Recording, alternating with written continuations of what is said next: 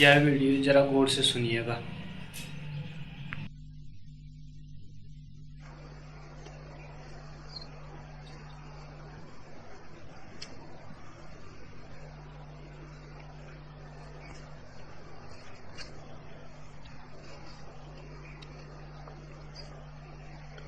पहला प्रश्न।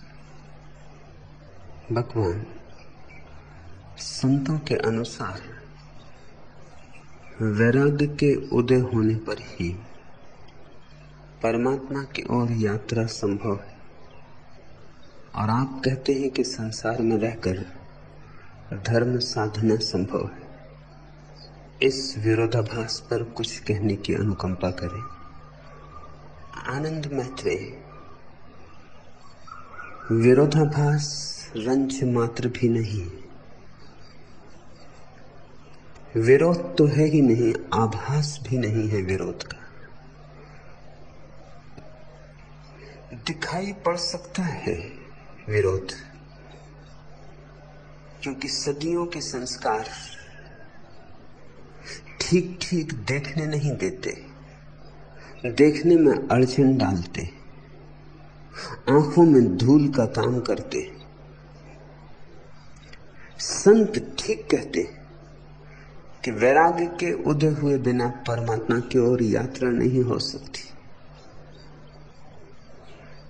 और जब मैं कहता हूं संसार में रहकर ही धर्म साधना संभव है, तो संतों के विपरीत कुछ भी नहीं कह रहा हूं। संसार में बिना रहे वैराग्य ही कैसे पैदा होगा? संसार ही तो अवसर है वैराग्य का। संसार में ही तो वैराग्य सघन होगा। जो संसार से भाग जाएगा उसका वैराग्य कच्चा रह जाएगा, और कच्चा वैराग्य रहा तो राग फिर नए अंकुर फोड़ देगा, नए पल्लव निकल आएंगे। इस उल्टी सी दिखने वाली बात को ठीक से समझना। संसारी अक्सर सन्यास की बात सोचता है। संसार में दुख इतना है, पीड़ा इतनी, चिंता इतनी, कि जिसमें थोड़ी भी बुद्धि है वो कभी न कभी सोचता है कि छोड़ूं छाड़ूं, बहुत हो चुका, और कब तक ऐसे ही घिट्टे खाना है, कब तक कोल्हू का बैल बना रहूं, वही चक्कर, वही सुबह, वही सांझ, वही दौड़ धूप, वही आपाधापी। क्या ऐसे ही दौड़ दौड़ के मर जाना है, या कुछ पाना भी है? संसार में जिसके मन में सन्यास की वासना न उठती हो, सन्यास की कामना न उठती हो, ऐसा आदमी खोजना कठिन है। भोगी से भोगी को भीतर एक अभिप्सा उठनी शुरू हो जाती, और जो भाग गए हैं संसार से उन्हें सन्यास का दुख है। वे सन्यास से उबे हुए कब तक बैठे रहे इसी गुफा में, और कब तक फेरते रहे माला, और ये रोज की भीख मांगना, और द्वार द्वार से कहा जाना आगे बढ़ो, और ये रोटी की चिंता, और बीमारी में कौन फिक्र करेगा, और बुढ़ापे में कौन सहारा देगा, और हजार उनकी भी चिंताएं हैं, हजार उनके भी कष्ट। तुम ऐसा मत सोच लेना कि गुफा में जो रह रहा है उसकी कोई कष्ट नहीं, उसके अपने कष्ट हैं, तुमसे भिन्न हैं। तुम्हारा कष्ट है कि भीड़ के कारण तुम्हें शांति नहीं मिलती, उसका कष्ट है कि अकेलापन काटता है। तुम अकेले होना चाहते हो क्योंकि भीड़ से तुम थकते हो, रोज रोज भीड़ ही भीड़ है, सब तरफ भीड़ है। भाग जाना चाहते हो कहीं, क्षण भर को भी विश्राम मिल जाए, ऐसी आकांक्षा तुम्हारे मन में जगती।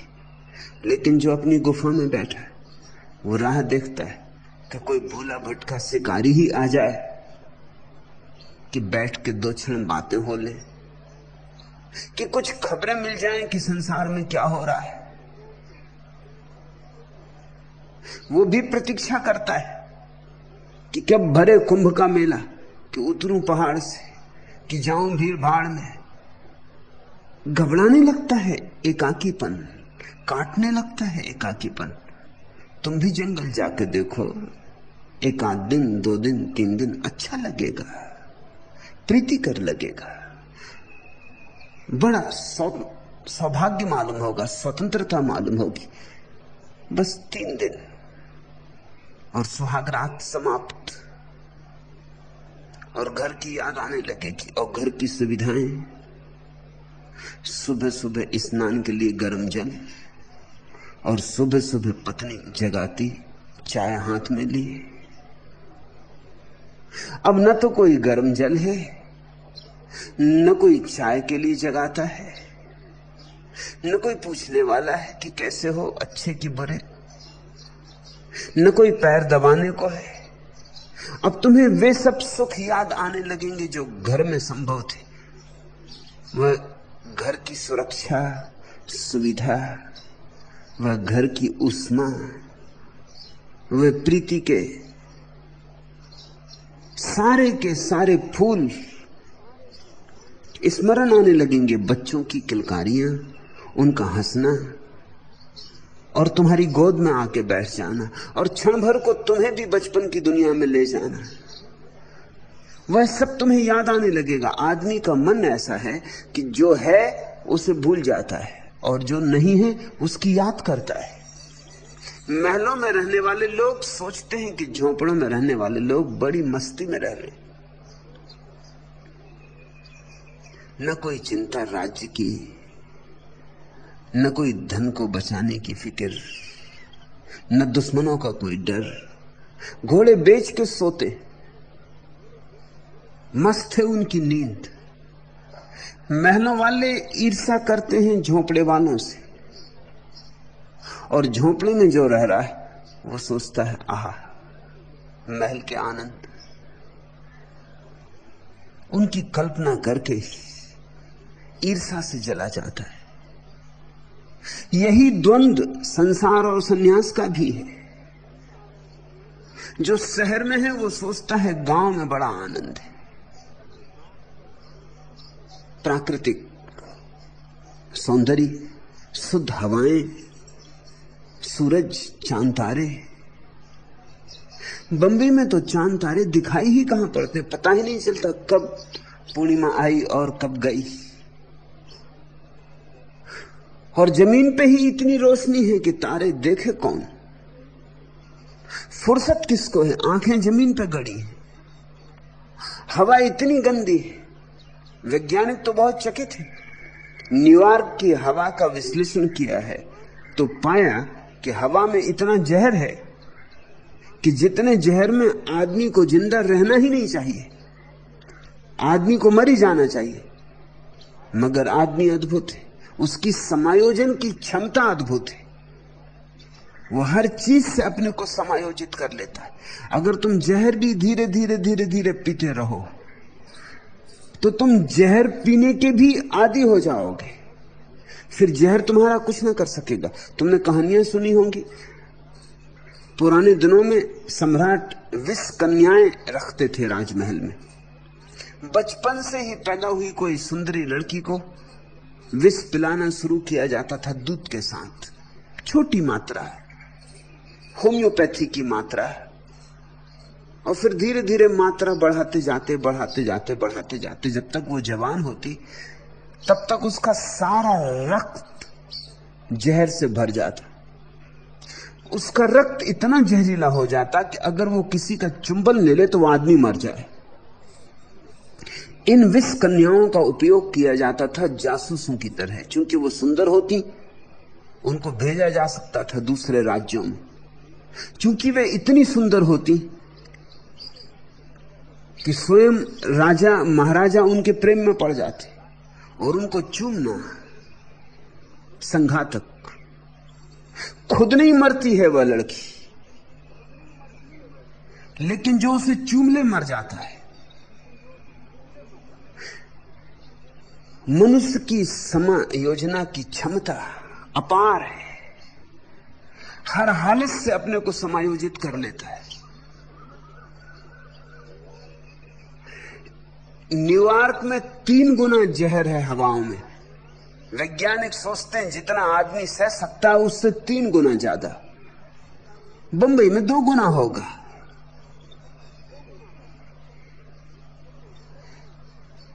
बंबई में जो रहता है सोचता है गांव का सौंदर्य, नैसर्गिक हवाएं, चांद तारे, लेकिन गांव वाले आदमी से पूछो, उसकी आंखें बंबई पे अटकी। वह चाहता है कि कैसे बंबई पहुंच जाए। पत्नी छूटे तो छूटे, बच्चे छूटे तो छूटे, कैसे बंबई पहुंच जाए। और बंबई मिलेगी झुपड़पट्टी रहने को, रहेगा किसी गंदे नाले के करीब जहां चारों तरफ सिवाय गंदगी कुछ भी ना होगा। लेकिन फिर भी बंबई इंद्रपुरी मालूम होती। मनुष्य का मन ऐसा है, जो पास में नहीं है उसकी आकांक्षा होती, जो पास है उससे विरक्ति होती। इसलिए मैं कहता हूं संसार से भागो मत, क्योंकि मैं सन्यासियों को जानता हूं जो संसार से भाग गए। इस देश के करीब करीब सभी परंपराओं के सन्यासियों से मेरे संबंध रहे, और उन सब के भीतर मैंने संसार की गहन वासना देखी। 70 साल की उम्र के एक जैन मुनि ने मुझे कहा कि 50 साल हो गए मुझे मुनि हुए, लेकिन मन में ये बात छूटती नहीं कि कहीं मैंने भूल तो नहीं की। जो संसार में है कहीं वे ही तो मजा नहीं ले रहे, कहीं मैं चूक तो नहीं गया इस झंझट में पड़ के। अब तो देर भी बहुत हो चुकी, अब तो लौटने में भी कुछ सार नहीं है। लेकिन कौन जाने, मैं तो बहुत युवा था, 20 ही साल का था, तब घर छोड़ दिया, आ गया किसी की बातों के प्रभाव में। ये तो धीरे धीरे पता चला कि जिसकी बातों की प्रभाव में आ गया था उससे भी कुछ आनंद अनुभव नहीं हुआ है। मगर ये तो देर से पता चला, तब तक सम्मानित हो चुका था, लोग चरण छूते थे। वही लोग जो 2 दिन पहले जब तक मैं संन्यास्त न हुआ था, अगर उनके घर चपरासी की काम की आकांक्षा करता तो इनकार कर देते, वही लोग पैर छूते थे। तो अब लौटूं भी तो कैसे लौटूं? शोभा यात्राएं निकालते थे वही लोग जो 2 पैसे दे नहीं सकते थे अगर मैं भीख मांगने जाता। अब मेरे चरणों पर सब निछावर करने को राजी थे। अब छोड़ूं तो कैसे छोड़ूं? जो संसार में प्रतिष्ठा नहीं मिली, अहंकार को तृप्ति नहीं मिली, वह मुनि होके मिल रही थी, तो छोड़ भी ना पाया। मगर मन में ये बात सरकती ही रही, और अब भी सरकती, 70 साल की उम्र में भी सरकती कि कहीं मैं चूक तो नहीं गया, कहीं ऐसा तो नहीं है कि मैं व्यर्थ के जाल में पड़ के जीवन गंवा दिया, एक पूरा जीवन गंवा दिया।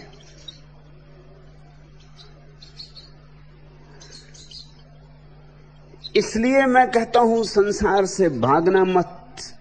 संसार से ज्यादा और सुविधापूर्ण कोई स्थान नहीं जहां वैराग्य का जन्म होता है। संसार में रह के विरागी हो जाओ, भागते क्यों हो? भागने का मतलब है कि अभी कुछ डर है संसार का। डर का अर्थ है अभी कुछ राग है। डरते हम उसी चीज से जिससे राग होता। डरते इसीलिए हैं कि हमें अपने पे भरोसा नहीं। हम जानते हैं कि अगर एकांत और ऐसी सुविधा मिली तो हम अपने को रोक ना पाएंगे, अपनी उत्तेजनाओं पर, अपनी वासनाओं पर संयम न रख पाएंगे। हमें अपने संयम के कच्चेपन का पक्का पता है, इसलिए उचित यही है कि ऐसे अवसर से ही पीठ फेर लो, ऐसी जगह से ही हट जाओ।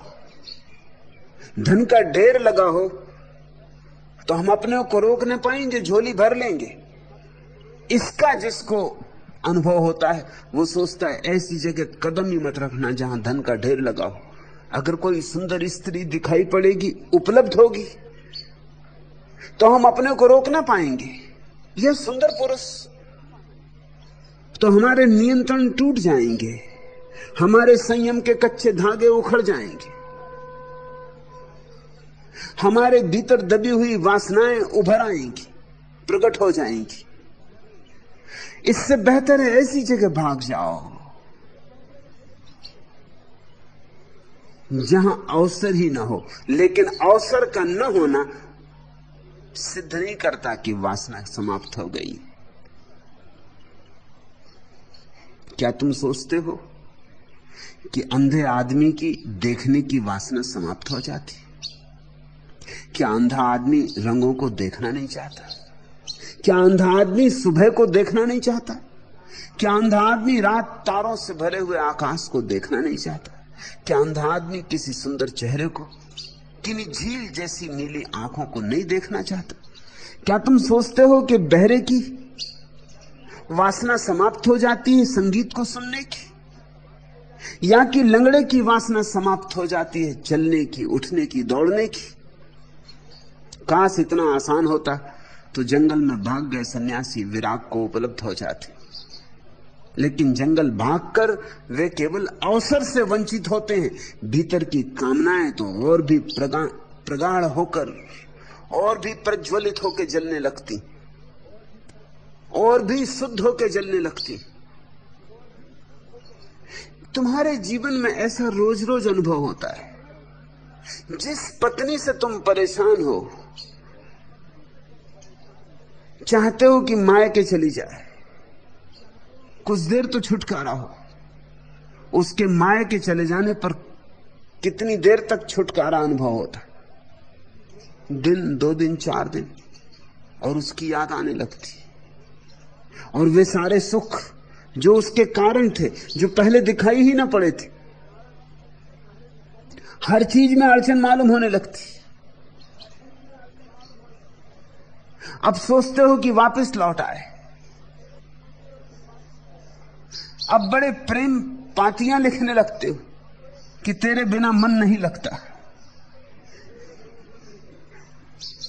और जरा सोचो तो, थूके को चाट रहे हो, अभी 4 दिन पहले सोचते थे कि किसी तरह छुटकारा हो,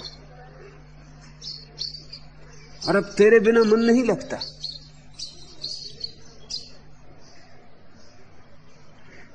मन की इस स्थिति को ठीक से समझ लो तो मेरी बात तुम्हें समझ में आ जाएगी, और तब तुम पाओगे मैं जो कह रहा हूं वो संतों के विपरीत नहीं। मैं जो कह रहा हूं वही संतों के पक्ष में। मैं चाहता हूं रहो सघन संसार में, ताकि वैराग्य घना होता रहे, घना होता रहे, घना होता रहे। इतना सघन हो जाए एक दिन कि अवसर तो बाहर मौजूद रहे लेकिन भीतर वासना मर जाए। ये 2 बातें हैं, अवसर और वासना। अवसर का न होना वासना का असिद्ध होना नहीं। हां, वासना का असिद्ध हो जाना जरूर क्रांति है, रूपांतरण है। तो मैं कहता हूं धन में रहो ताकि धन से मुक्त हो जाओ, भोगो ताकि भोग व्यर्थ हो जाए। इसके सिवाय कोई और उपाय नहीं। भागे कि भोग कभी व्यर्थ नहीं होगा, भोग सार्थक बना रहेगा। भोग की उमंग भीतर उठती ही रहेगी। तुम जानते हो, तुम्हारी पुराणों में कथाएं तो भरी पड़ी कि जब भी कोई ऋषि मुनि ज्ञान को उपलब्ध होने को, बस उपलब्ध होने को होता है कि इंद्र भेज देते हैं उर्वशियों को। आखिर इंद्र उर्वशी को क्यों भेजते? क्योंकि ये जो ऋषि हैं, ये जो मुनि हैं, स्त्रियों से भागे। गणित साफ है, मनोविज्ञान स्पष्ट है। तुमने शायद ऐसा सोचा हो या ना सोचा हो, चाहे कोई इंद्र हो उर्वशियां हो या ना हो, मगर विज्ञान बड़ा साफ है, सूत्र स्पष्ट है। स्त्रियां छोड़कर भाग गया ये मुनि, ये जंगल में बैठा है। एक बात पक्की है कि जिसको छोड़ के आया है उसकी वासना इसके भीतर सर्वाधिक प्रगाढ़ होगी। इसको अगर डुलाना है, इसको अगर गिराना है, तो भेज दो एक अप्सरा, ये डोल जाएगा, ये गिर जाएगा। इंद्र को मनोविज्ञान का ठीक ठीक बोध है। मेरे सन्यासी को इंद्र नहीं डुला सकेगा।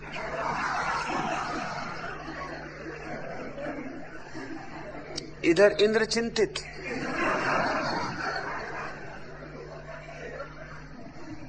इधर उसके पुराने सारे उपाय व्यर्थ हैं।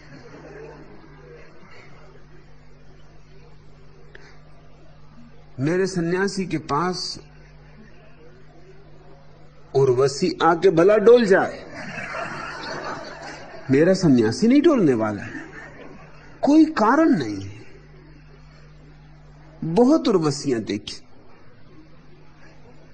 उर्वशियां ही उर्वशियां नाच रही।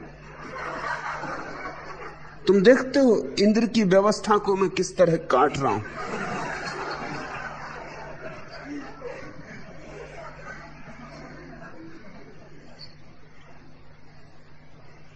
इंद्र बड़ी विभूचन में, पुरानी तरकीबें कोई, पुराने हथकंडे कोई काम आएंगे नहीं। वो पुराने ऋषियों पे काम आ गए, भगोड़े थे,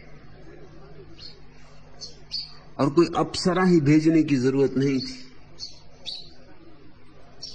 कोई साधारण स्त्री पर्याप्त होती। नहा की जहां सुई काम कर जाती वहां तलवार चला रहे थे इंद्र। साधारण स्त्री काफी होती। मैंने सुना है मुल्ला नसरुद्दीन ने पहाड़ पर एक मकान बना रखा, वहां कभी कभी जाता है विश्राम के लिए। कह के जाता 3 सप्ताह रहूंगा, आ जाता है 8वें दिन। तो मैंने पूछा कि बात क्या? कह के गए थे 3 सप्ताह रहूंगा, कभी 8वें दिन आ जाते हो, कभी कह के जाते हो 4 सप्ताह रहूंगा, 7वें दिन वापस लौट आते हो। उसने कहा आपसे क्या छिपाना। मैंने वहां एक नौकरानी रख छोड़ी, वो इतनी बस शकल है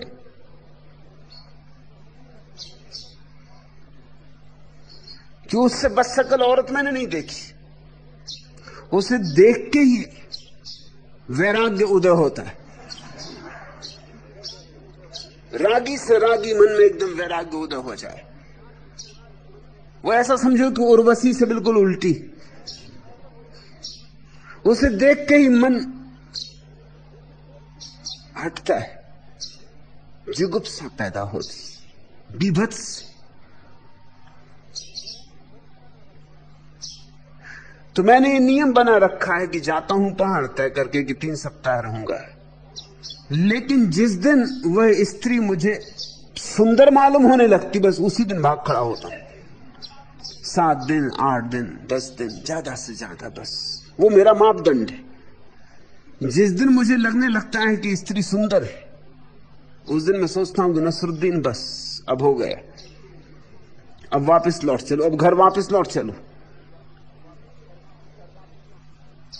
कुरूप से कुरूप स्त्री भी सुंदर मालूम हो सकती है अगर वासना को बहुत दबाया गया हो। भूखे आदमी को रूखी रोटी भी सुस्वादु मालूम होगी। क्यों अप्सरा भेजी? मैं नहीं मानता कि इंद्र ने अप्सरा भेजी होगी। कोई भी नौकर चाकरानियां भेजती होंगी। मुनि महाराज समझे कि अप्सरा आई है, मेरी अपनी समझ ये।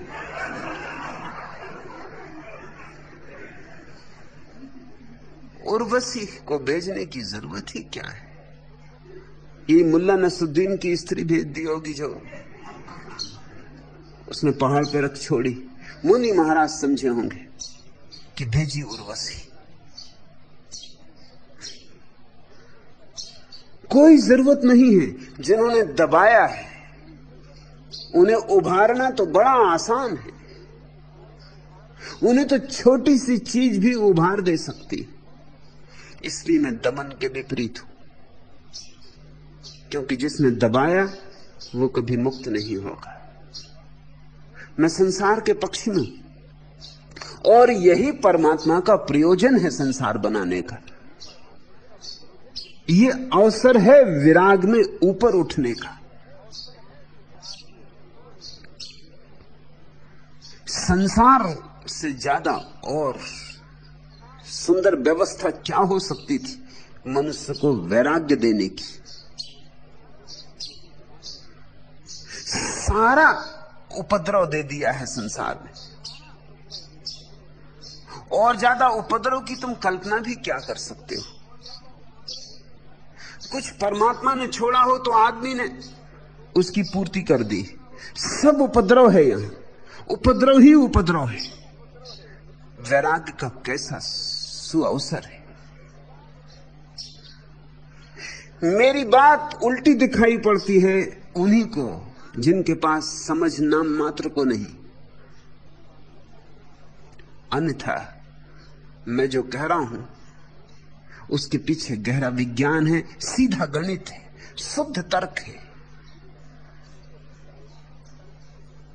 जिस चीज से मुक्त होना है उसमें पूरे डूब जाओ, तुम्हारी मुक्ति निश्चित है। क्योंकि जितने तुम डूबोगे उतना ही तुम उसकी व्यर्थता पाओगे। जिस दिन पूरे पूरे डूब जाओगे, जिस दिन व्यर्थता समग्र रूपेण दिखाई पड़ जाएगी, उसी दिन तुम उसके बाहर आ जाओगे। और वह बाहर आना अपूर्व होगा, सुंदर होगा, सहज होगा, नैसर्गिक होगा। उसमें भगोड़ापन नहीं होगा, पलायनवाद नहीं होगा, दमन नहीं होगा, व्यर्थ की पीड़ा नहीं होगी।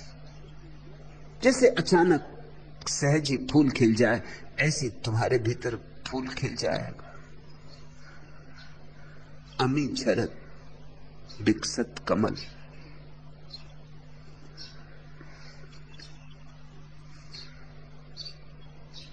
दूसरा प्रश्न, भगवान, कभी झील में खिला कमल देख आंदोलित हो उठता हूं, कभी अचानक कोयल की कूक सुन हृदय गदगद हो जाता है, कभी बच्चे की मुस्कान देख विमुग्ध हो जाता हूं। तब ऐसा लगता है जैसे सब कुछ थम गया है, न विचार न कुछ। भगवान, लगता है ये क्षण कुछ संदेश लाते, वह क्या होगा? प्रदीप चैतन्य पूछा कि चूकना शुरू किया। उन क्षणों में जहां विचार रुक जाते हैं, वहां भी संदेश खोजोगे तो तुम विचार की खोज में लग गए। जहां विचार थम जाते हैं, अब प्रश्न मत बनाओ, नहीं तो ध्यान से गिरे और चूके। अब तो निष्प्रश्न डुबकी मारो। ये सब ध्यान के बहाने। उगता सूरज सुबह का प्राची लाली हो गई, पक्षियों के गान फूट पड़े, बंद कलियां खुलने लगी।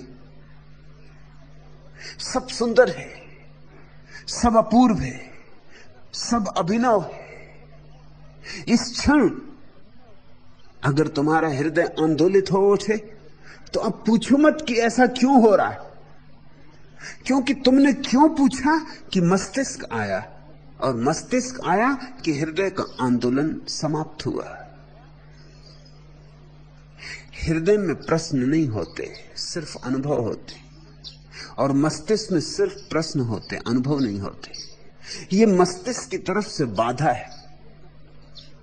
तुमने रात देखी, तारों भरी, विराट आकाश देखा, कुछ तुम्हारे भीतर स्तब्ध हो गया, विमुग्ध हो गया, विस्मय लीन हो गया। डूब जाओ, मारो डुबकी, छोड़ो सब प्रश्न। अब ये मत पूछो कि इसका संदेश क्या है। ये सब बातें व्यर्थ की है। यह शून्य ही संदेश है, यह मौन ही संदेश है। यह विस्मय विमुग्ध भाव ही संदेश, और क्या संदेश? तुम चाहते हो कोई आयत उतरे, कि कोई ऋचा बने, कि शब्द सुनाई पड़े, कि परमात्मा तुमसे कुछ बोले, कि प्रदीप चैतन्य सुनो। यह रहा संदेश। वह सब फिर तुम्हारा मन ही बोलेगा। चूक गए, आ गए थे मंदिर के द्वार के करीब और चूक गए। प्रश्न उठा कि द्वार बंद हो गया। निष्प्रश्न रहो तो द्वार खुला है। ऐसा समझो कि बुद्धि के पास प्रश्न ही प्रश्न है, हृदय के पास उत्तर ही उत्तर है, और दोनों का कभी मिलन नहीं होता। अगर उत्तर चाहते हो तो प्रश्न मत पूछो, अगर प्रश्न ही चाहते हो तो प्रश्न पूछते रहो। प्रश्नों से प्रश्न लगते रहेंगे। ये सुंदर हो रहा है, शुभ हो रहा है, सौभाग्यशाली हो। तुम कहते हो तब ऐसा लगता है कि सब कुछ थम गया। उसी को तो मैं ध्यान कह रहा हूं, जब सब थम जाता है। एक क्षण को कोई तरंग नहीं रह जाती, विचार की, वासना की, स्मृति की, कल्पना की। एक क्षण को न समय होता, न स्थान होता। एक क्षण को तुम किसी और लोक, किसी और आयाम में प्रविष्ट हो जाते हो। तुम कहीं और होते हो।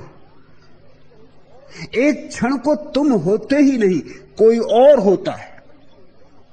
यही तो ध्यान है। और ध्यान साधन नहीं है, साध्य है। ध्यान किसी और चीज के लिए रास्ता नहीं है, ध्यान मंजिल है। इसलिए अब ये मत पूछो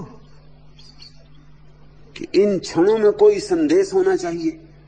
वह संदेश क्या होगा?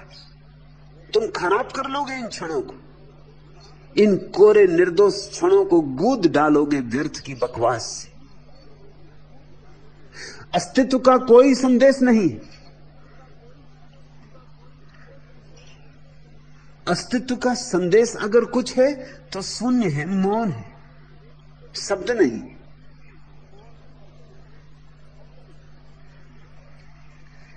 ध्यान मुझको तुम्हारा प्रिय, चांद और चांदनी का मिलन देख आने लगा।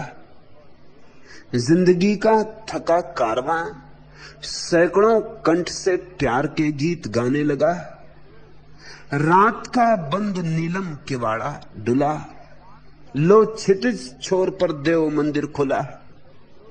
हर नगर झिलमिला, हर डगर को खिला, हर बटोही जिला ज्योति प्लावन चला। कट गया सांप बीती विरह की अवधि, ज्वार की सीढ़ियों पर खड़ा हो जलधि। अंजलि अश्रु भर भर किसी यक्ष सा प्यार के देवता पर चढ़ाने लगा। आरती थाले नाचती हर लहर, हर हवा बीन अपना बजाने लगी। हर कली अंग अपना सजाने लगी, हर अली आरसी में लजाने लगी। हर दिशा तक भुजाएं बढ़ाता हुआ, हर जलस से संदेशा पठाता हुआ। विश्व का हर झरोखा दिया बालकर पास अपने पिया को बुलाने लगा। ज्योति की ओढ़नी के तले लो तिमिर की युवा आज फिर साधना हो गई। स्नेह की बूंद में डूबकर प्राण की वासना आज आराधना हो गई। आहरी यह सृजन की मधुर वेदना जन्म लेती हुई यह नई चेतना भूमि को बाह भर काल की राह पर आसमां पांव अपने बढ़ाने लगा। यह सफर का नहीं अंत विश्राम रे, दूर है दूर अपना बहुत ग्राम रे। स्वप्न कितने अभी हैं अधूरे पड़े, जिंदगी में अभी तो बहुत काम रे। मुस्कुराते चलो, गुनगुनाते चलो, आफतों बीच मस्तक उठाते चलो। ध्यान मुझको तुम्हारा प्रिय, चांद और चांदनी का मिलन देख आने लगा। जिंदगी का थका कारवां सैकड़ों कंठ से प्यार के गीत गाने लगा। हर क्षण जब तुम चुप हो तो परमात्मा और प्रकृति का मिलन हो रहा है। हर क्षण जब तुम सन्नाटे में हो तब पृथ्वी आकाश में लीन हो रही है। हर क्षण जब तुम्हारे भीतर मौन का फूल खिला है तब द्वंद्व समाप्त हुआ है, निर्द्वंद घड़ी आई है। पदार्थ और चेतना का भेद मिटा है। सृष्टि और सृष्टा में अंतर नहीं रहा है। अब और क्या संदेश? तृप्त हो जाओ इस क्षण में, आंख बंद कर लो, जी भर के पी लो इस क्षण को। पूछोगे चूकोगे। प्रश्न उठा कि क्षण तुम्हारे हाथ से छिटक गया। तुम्हें जानना होगा कि अब प्रश्न नहीं उठाना है। अब तुम्हें प्रश्न से सावधान होना पड़ेगा। वह पुरानी आदत तुम्हें त्यागनी होगी। ध्यान सीख सकता है वही जो विचार की पुरानी आदत को त्यागने को तत्पर है।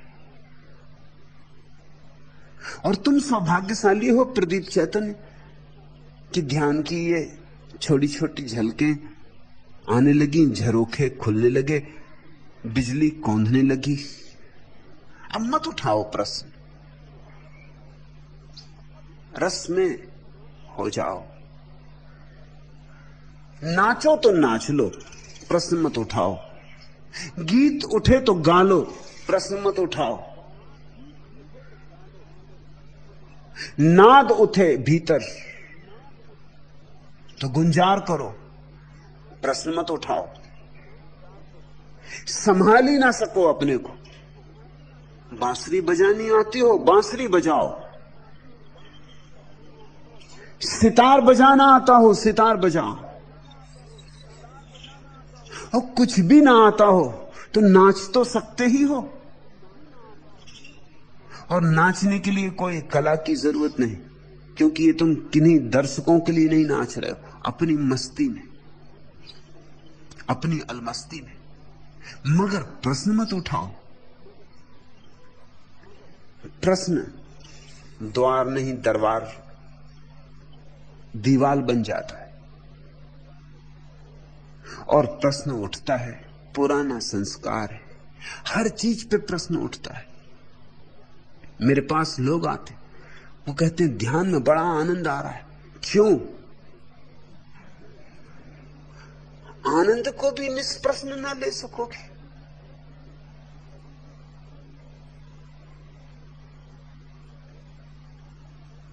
आनंद को भी झोली भर के ना ले सकोगे।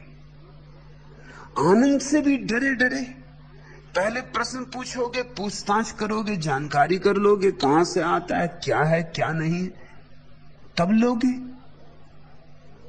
इतनी देर आनंद तुम्हारे लिए रुकेगा नहीं। आनंद आता लहर की तरह। और तुम अगर इस पूछताछ में लग गए कि कौन आता, कहां से आता, क्यों आता, क्या है, तो गए काम से। जब तक तुम पूछताछ कर पाओगे तब तक आनंद जा चुका, झोली खाली की खाली रह जाएगी। और पूछताछ से पाओगे क्या? परिभाषाएं तृप्ति तो नहीं देंगी। कोई कह भी देगा कि आनंद का क्या अर्थ है, तो भी तुम्हारे हाथ अर्थ तो ना लगेगा। नहीं, पुरानी यह आदत छोड़ो। रात का बंद नीलम किवाड़ा डुला, लो क्षितिज छोर पर देव मंदिर खुला। हर नगर झिलमिला, हर डगर को खिला, हर बटोही जिला ज्योति प्लावन चला। कट गया सांप, बीती विरह की अवधि, ज्वार की सीढ़ियों पर खड़ा हो जलधि। अंजलि अश्रु भर भर किसी यक्ष सा प्यार के देवता पर चढ़ाने लगा। रो कुछ ना कर सकूं तो मगर प्रश्न मत उठाओ। झरझर बहने दो आंसू, झरझर झरने दो आंसू, जैसे पतझर में पत्ते झरे, कि जैसे सांझ दिन भर खिला फूल अपनी पखरियों को वापस पृथ्वी में लौटाने लगे। आरती ठान ले नाचती हर लहर, हर हवा बीन अपना बजाने लगी, हर कली अंग अपना सजाने लगी, हर अली आरसी में लजाने लगी, हर दिशा तक भुजाएं बढ़ाता हुआ, हर जलस से संदेशा पठाता हुआ, विश्व का हर झरोखा दिया बालकर पास अपने पिया को बुलाने लगा। और तुम पूछ रहे संदेशा क्या? परमात्मा ने तुम्हें पुकारा, पिया ने तुम्हें पुकारा, जिसकी तलाश थी उसके पास आ गए अचानक। अब तुम पूछते हो संदेशा क्या? तुम्हें परमात्मा भी मिल जाए तो तुम पहले पूछोगे आइडेंटिटी कार्ड, पासपोर्ट, कहां से आते कहां जाते, क्या प्रमाण है कि तुम ही परमात्मा हो? और बेचारा परमात्मा क्या करेगा? कहां से पासपोर्ट लाएगा? कौन उसे पासपोर्ट देगा? और आइडेंटिटी कार्ड कौन उसका बनाएगा? बड़ी मुश्किल में पड़ जाएगा। वो कहेगा भाई तो फिर रहने ही दो, क्षमा करो, भूल हो गई, आपके दर्शन हुए, यही धन्य भाग, अब दोबारा ऐसी भूल ना करेंगे।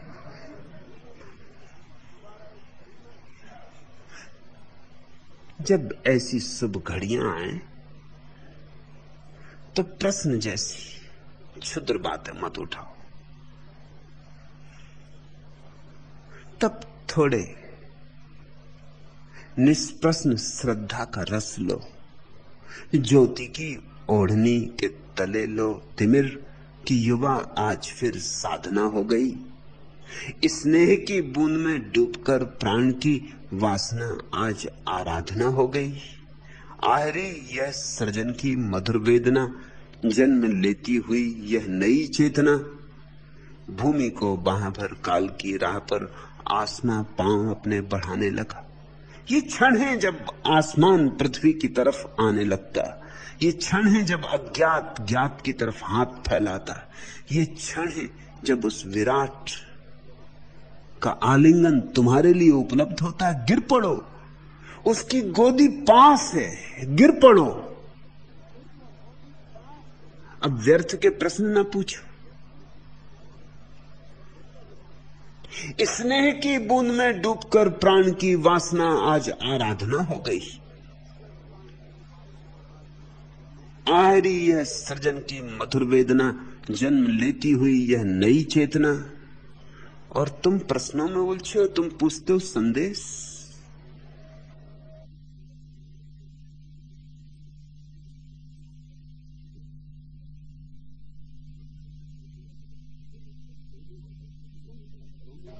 तुम शब्दों में ही कुछ समझोगे तभी समझोगे। शब्दों के बिना तुम कोई सेतु नहीं बना सकते। और चांद तारे बोलते नहीं, सूरज को कोई भाषा नहीं आती, फूल मौन है, या कि मौन ही उनकी भाषा है।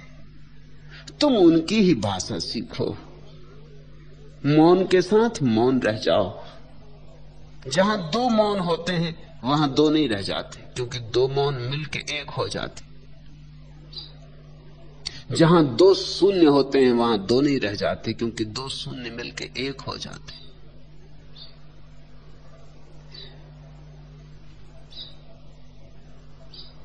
और ध्यान रखना, ये जो छोटे छोटे झरोखे खुल रहे हैं, ये तो सिर्फ शुरुआत है। ये तो बांसुरी का पहला स्वर है। अभी तो बहुत बजने को, बहुत होने को है। यह सफर का नहीं अंत विश्राम रे, दूर है दूर अपना बहुत ग्राम रे, स्वप्न कितने अभी हैं अधूरे पड़े, जिंदगी में अभी तो बहुत काम रे, मुस्कुराते चलो गुनगुनाते चलो, आफतों बीच मस्तक उठाते चलो, ध्यान मुझको तुम्हारा प्रिय, चांद और चांदनी का मिलन देख आने लगा, जिंदगी का थका कारवां सैकड़ों कंठ से प्यार के गीत गाने लगा।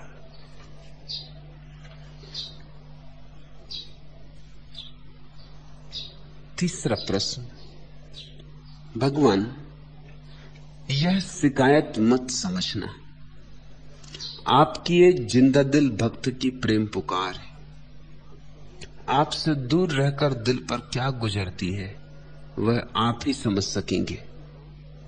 दिल की बात लबों पर लाकर अब तक हम दुख सहते हैं, हमने सुना था इस बस्ती में दिल वाले भी रहते हैं, एक हमें आवारा कहना कोई बड़ा इल्जाम नहीं, दुनिया वाले दिल वालों को और बहुत कुछ कहते हैं। बीत गया सावन का महीना, मौसम ने नजरें बदली, लेकिन इन प्यासी आंखों से अब तक आंसू बहते हैं। जिनके खातिर शहर भी छोड़ा, जिनके लिए बदनाम हुए, आज वही हमसे बेगाने बेगाने से रहते हैं। राधा मोहम्मद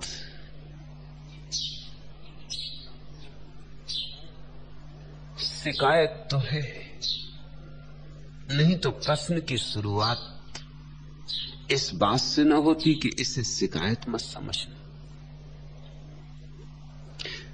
तुझे भी शक है कि शिकायत समझ ली जाएगी,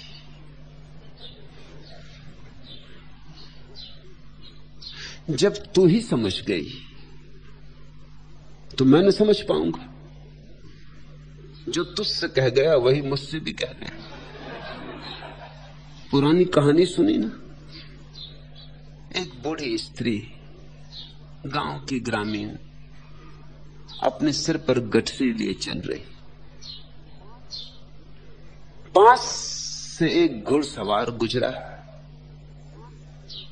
उस बूढ़ी ने कहा, बेटे बोझ मेरे सिर पर बहुत, तू घोड़े पे ले ले।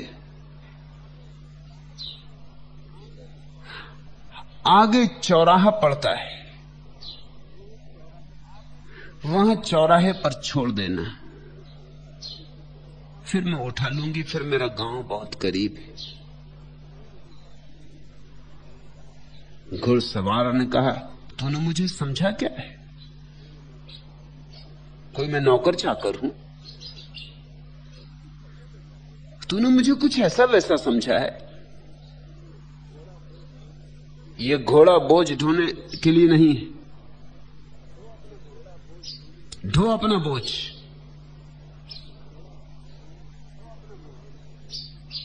लगाम खींची, घोड़े को आगे बढ़ा दिया।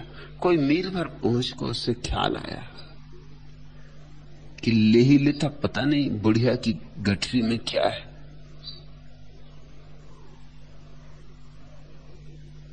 अगर कुछ होता तो चौराहे पे छोड़ने की जरूरत न थी, लेके अपने रास्ते लगता। अगर कुछ न होता तो चौराहे पे छोड़ देता। मैं भी बुद्धू, गठरी धो रही तो कुछ होगा जरूर, और जब इतना बोझ धो रही तो कुछ होना ही चाहिए। सोना चांदी हो, जेवर जवाहरात हो, पता नहीं क्या हो। लौटा, जाके बुढ़िया से कहा, मां क्षमा करना, भूल की मैंने, ऐसा मुझे करना न था, अशिष्ट था मेरा व्यवहार। ला दे तेरी गठरी, चौराहे पे छोड़ जाऊंगा। वो बुढ़िया हंसी, उसने कहा, बेटा जो तुझसे कह गया वो मुझसे भी कह गया, अब नहीं। राधा मोहम्मद, जब प्रश्न की शुरुआत ही ऐसी हो कि इसे शिकायत मत समझना, तो तेरे अचेतन में भी ये बात साफ है कि शिकायत है और शिकायत समझी जाएगी, है तो समझी ही जाएगी।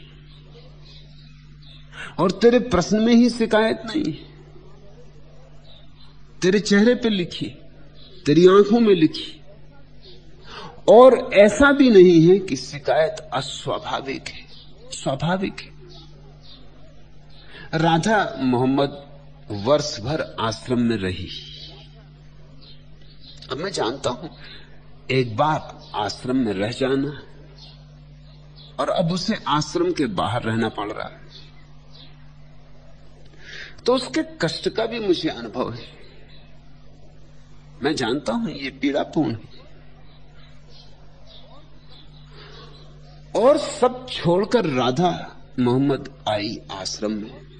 उसके पति की बड़ी नौकरी है, कृष्ण मोहम्मद की बड़ी नौकरी थी, एयर इंडिया में बड़े पद पर थे, इटली में एयर इंडिया में बड़े अफसर थे। सब छोड़ छाड़ के आश्रम के हिस्से हो गए। बड़ा त्याग था, बड़ी हिम्मत की थी। इस दृश्य से भी त्याग था कि बड़ा पद छोड़ा, अच्छी नौकरी छोड़ी, काफी सुख सुविधा से रहे वो सब छोड़ा, बड़े बंगले छोड़े, यहां एक छोटे से कमरे में 2 बच्चे, पति पत्नी। इतना ही नहीं, मुसलमान परिवार से आते हैं, मुसलमान होके भी हिम्मत जुटाई, जो कि जरा कठिन काम है, क्योंकि कोई मुसलमान उनके घेरे से बाहर हो जाए तो महाशत्रु हो जाते। तो सब तरह की बदनामी सही, सब तरह की मुसीबतें सही, मुसलमानों की धमकियां सही। कृष्ण मोहम्मद, राधा मोहम्मद को पत्र पे पत्र आते रहे धमकियों के कि हम जान से मार डालेंगे, तुमने दगा किया, तुमने धोखा किया, तुमने इस्लाम के साथ बगावत की। तो और भी कठिन था। फिर साल भर मेरे पास रहना और फिर साल भर के बाद बाहर जाना, और बाहर रहना कठिन तो है, शिकायत स्वाभाविक है। लेकिन राधा, बाहर जाना पड़ा है तुम्हें अपने ही कारण, इसलिए शिकायत किसी और से मत करना। शिकायत करना तो अपने भीतर अपनी ही जिम्मेवारी से करना। धन छोड़ना आसान, समाज छोड़ना आसान, अहंकार छोड़ना सबसे कठिन।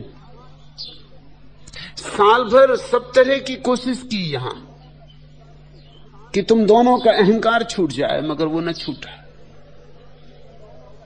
जिस काम में लगाया उसी काम में अहंकार बाधा आया। यह तो एक कम्यून है, यहां अगर अहंकारी इकट्ठे हो गए तो यह बिखर जाएगी। यहां तो समर्पित लोग चाहिए, जो अहंकार को बिल्कुल ही छोड़ दें, जो इस परिवार के साथ बिल्कुल एक हो जाएं, तादात्म्य कर लें। और ऐसा भी नहीं है राधा कि तेरा या कृष्ण मोहम्मद का समर्पण मेरे प्रति कम है। मेरे प्रति तुम्हारा समर्पण पूरा है और मेरे प्रति तुम्हारे मन में कोई अहंकार का भाव नहीं। लेकिन इस कम्यून में, इस आश्रम में, इस परिवार में सिर्फ मेरे प्रति तुम्हारा समर्पण हो तो पर्याप्त नहीं होगा। आश्रम में अब कोई 400 लोग हैं। अगर तुम्हारा समर्पण सिर्फ मेरे प्रति है और बाकी 400 लोगों के प्रति नहीं तो अड़चन आएगी, क्योंकि मुझसे तो कामधाम का नाता क्या है। सुबह मुझे सुन लिया, सांझ कभी मेरे पास आके बैठ गए।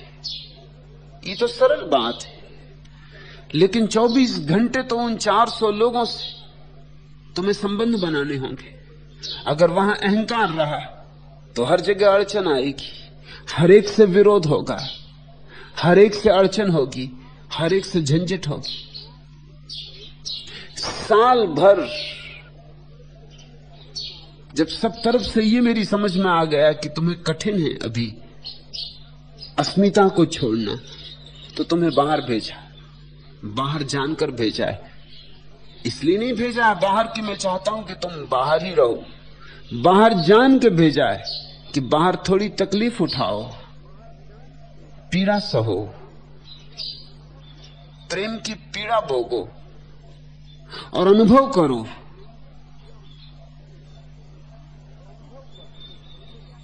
कि आश्रम के भीतर जीना, इस ऊर्जा के क्षेत्र में जीना इतनी बड़ी बात है कि उसके लिए छोटे से अहंकार को छोड़ने में संकोच करने की कोई जरूरत नहीं। जिस दिन तुम्हें यह अनुभव हो जाए, द्वार तुम्हारे लिए खुले, सदा खुले। मगर अब यह अनुभव हो तो ही द्वार के भीतर प्रवेश हो सकेगा। जब तक यह अनुभव न हो जाए तब तक समझो कि बाहर की पीड़ा झेलनी पड़ेगी। तुम्हारी शिकायत सही है,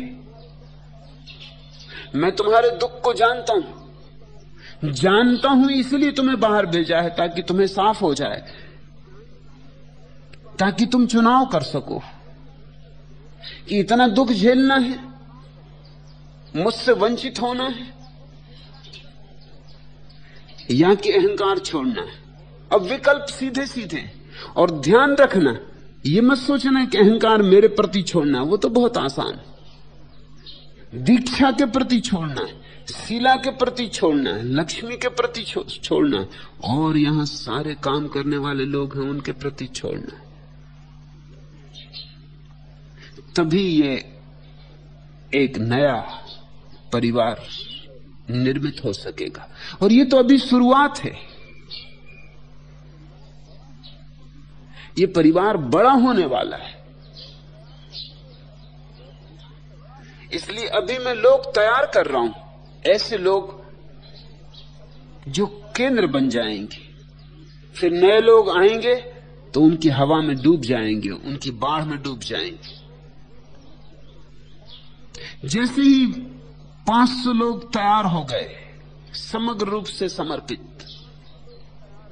कि जिनके भीतर अहंकार का कोई भाव ही नहीं, कि फिर तुम चमत्कृत होकर देखोगे। हजारों लोग प्रतीक्षा कर रहे हैं जो आना चाहते, मगर मैं उन्हें रोक रहा हूं।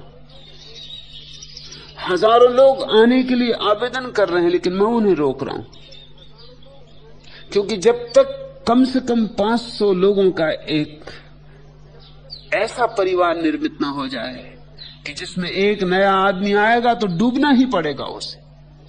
लेकिन अगर तुम्हारे भीतर ही कलह रही, अगर तुम्हारे भीतर भी दलबंदी रही, तो फिर वो नया आदमी भी आके तुम्हारी कलह सीखेगा और दलबंदी सीखेगा।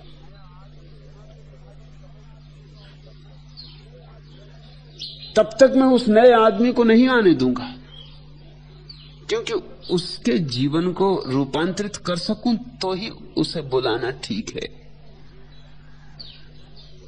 एक बुद्ध क्षेत्र निर्मित कर रहा हूं। तुम्हें साल भर का अवसर दिया, तुम्हें बहुत कामों में बदला है, एक काम से दूसरे काम, दूसरे से तीसरे काम, लेकिन सब जगह वही अड़चन आ जाती, क्योंकि अड़चन तो तुम्हारे भीतर है, काम में नहीं।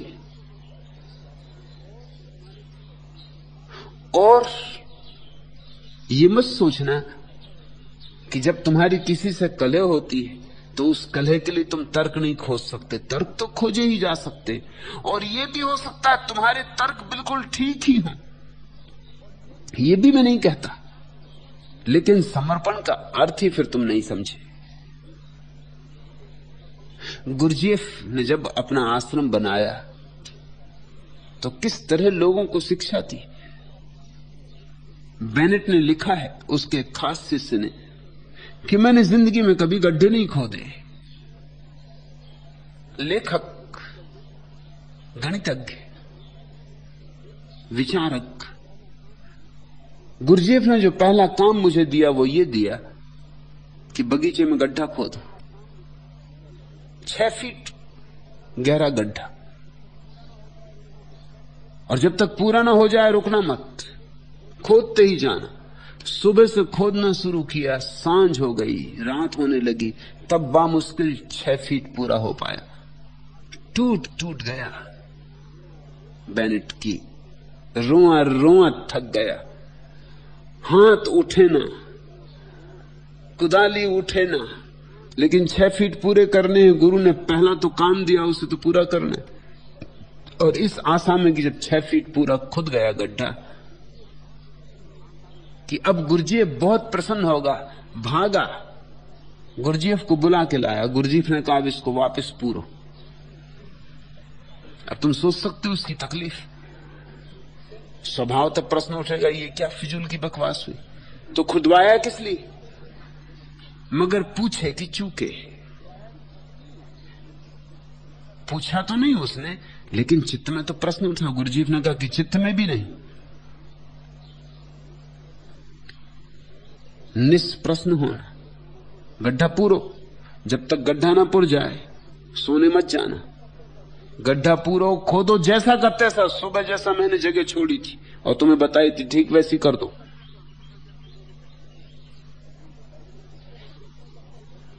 मन में 1000 प्रश्न स्वभाव तो उठेंगे, ये क्या पागलपन है। अगर गड्ढे की जरूरत ही नहीं थी तो खुदवाया क्यों? गड्ढा तो प्रयोजन ही नहीं है, प्रयोजन तो कुछ और है। प्रयोजन तो है कि तुम समर्पण सीखो। तो मैं ये भी नहीं कहता कि राधा को या कृष्ण मोहम्मद को अड़चन न होती होगी, अड़चन होती होगी। अड़चन सुनियोजित है।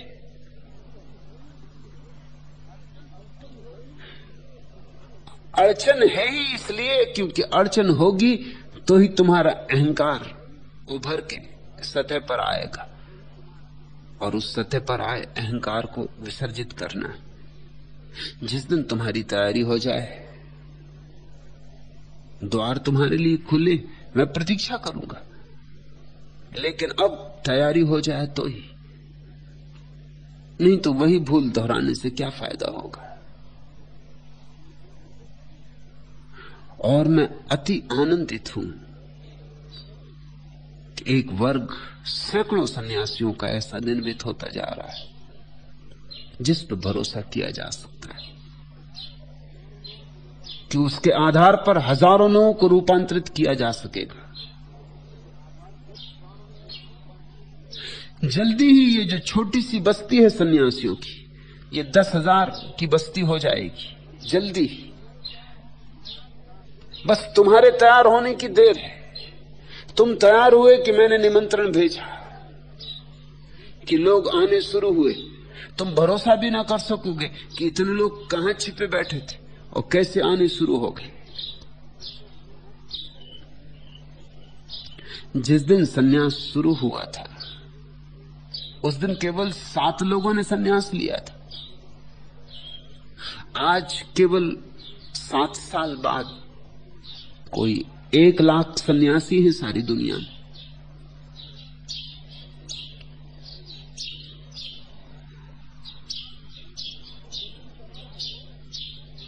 अगर तुम तैयार हो गए, और तुम तैयार हो रहे हो, और राधा भी तैयार होगी और कृष्ण मोहम्मद भी तैयार होंगे, तैयार होना ही पड़ेगा।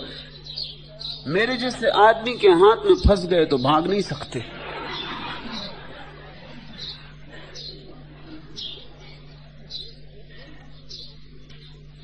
मैं 2 कौड़ी के आदमियों को तो फंसाता ही नहीं, उनको तो जाल में लेता ही नहीं। लेता ही हूं मूल्यवान हीरों को, मगर फिर हीरों पर जब काट छांट करनी होती तो पीड़ा भी होती। और जितना बहुमूल्य हीरा होता है उतनी ही उस पर काट छांट करनी पड़ती, उतनी ही छेनी चलती। तुम्हें पता है कोहिनूर हीरा जब मिला था तो उसका वजन जितना आज है उससे 3 गुना ज्यादा था। बाकी वजन क्या हुआ?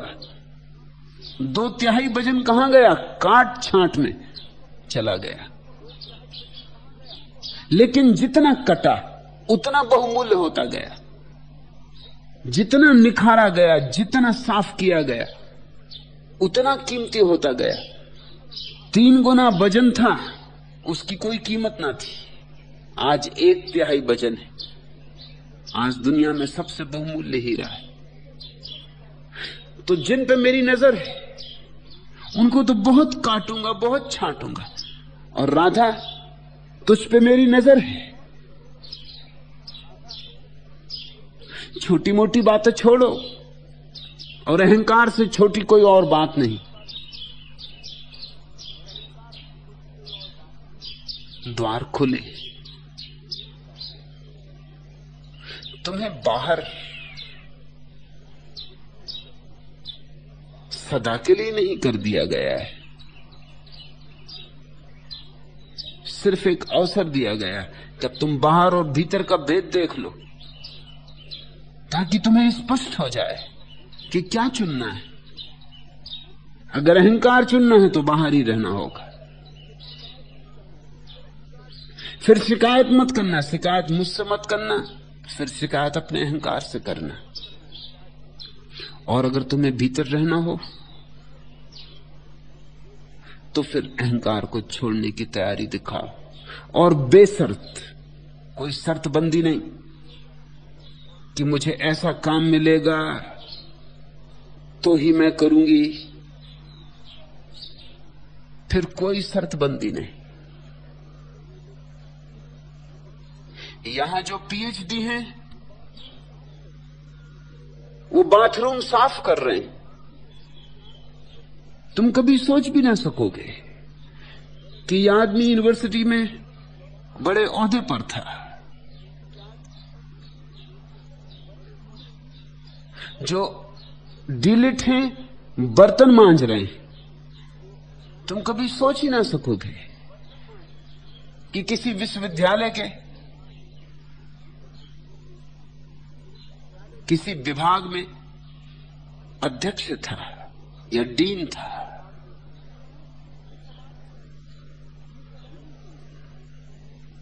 ये सवाल ही नहीं है कि तुम्हारी योग्यता क्या है। तुम्हारी योग्यता का सवाल नहीं है। ये तो एक रासायनिक प्रक्रिया है कि तुम्हें तुम्हारी योग्यता के अनुसार काम मिले, पद मिले, प्रतिष्ठा मिले। तो फिर ये तो बाहर की दुनिया ही यहां भी हुई। यहां तुम्हारी योग्यता, पद, प्रतिष्ठा का कोई मूल्य नहीं है। यहां तो सिर्फ एक बात का मूल्य है, तुम्हारे समर्पण का, तुम्हारे बेशर्त समर्पण का। और मैं जानता हूं कि राधा, तू कर पाएगी, कृष्ण मोहम्मद कर पाएंगे। मेरा भरोसा बड़ा है।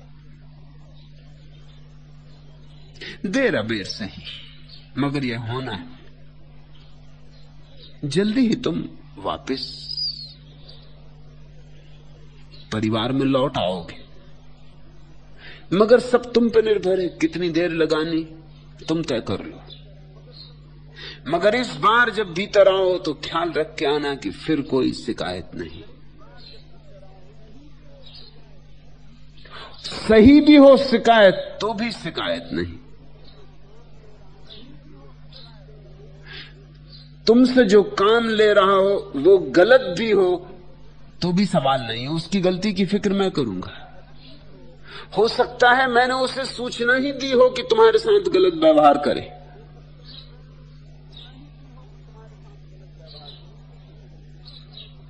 आखिर मैं काम कैसे करूंगा?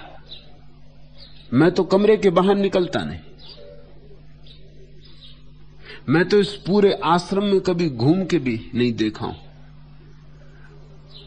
अगर मुझे किसी का कमरा खोजना पड़े तो मैं खोज ही ना पाऊंगा। मुझे ये भी पक्का नहीं कौन कहां रहता है, कितने लोग रहते हैं आश्रम के भीतर।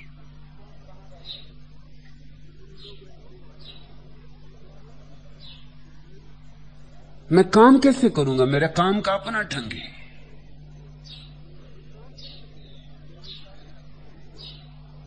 लोगों के द्वारा मैं काम ले रहा हूं तो ही काम बड़ा हो सकता है। काम इतना बड़ा है कि अगर मैं ही उसे करने चलूंगा सीधा सीधा तो बस 10-5 लोगों की जिंदगी को बदल पाऊंगा। इरादा है लाखों लोगों की जिंदगी को बदलने का, और इसलिए काम की व्यवस्था अभी से ऐसी है कि मैं सीधा काम करता ही नहीं, मैं काम ले रहा हूं और मुझे वाहन मिलते जा रहे हैं जो काम को कर सकेंगे, जो कर रहे, ठीक काम कर रहे। राधा, तू भी वाहन बन सकती है, मगर तेरी शर्तबंदी दिक्कत दे रही, तेरा तर्क कठिनाई बन रहा है। पढ़ी लिखी है, ओहदों पर रही है, प्रतिष्ठित रही है, कई भाषाओं की जानकार है, सब मुझे पता है, तेरा बहुत उपयोग है।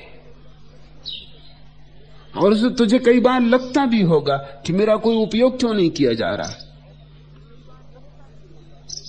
जब पहली बार तू इटली से यहां आई थी तो मैंने सोचा ही ये था कि थोड़े दिन में तू पक जाए तो तेरा बड़ा उपयोग है, क्योंकि यहां इतनी भाषाएं एक साथ जानने वाला कोई व्यक्ति नहीं।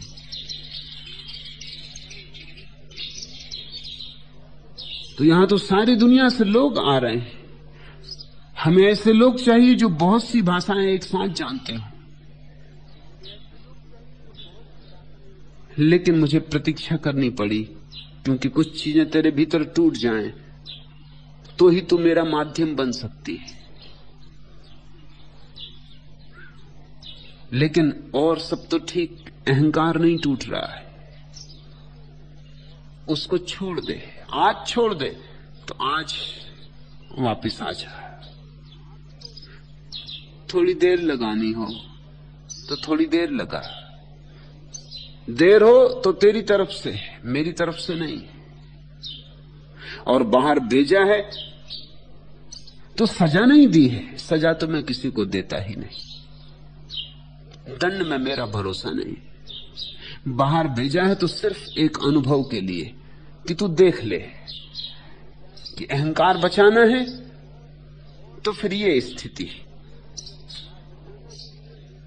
और अगर मेरे प्रेम में जीना है और मेरी हवा में जीना है और मेरी सन्निधि को पाना है तो फिर अहंकार की कीमत चुकाने की तैयारी होनी चाहिए।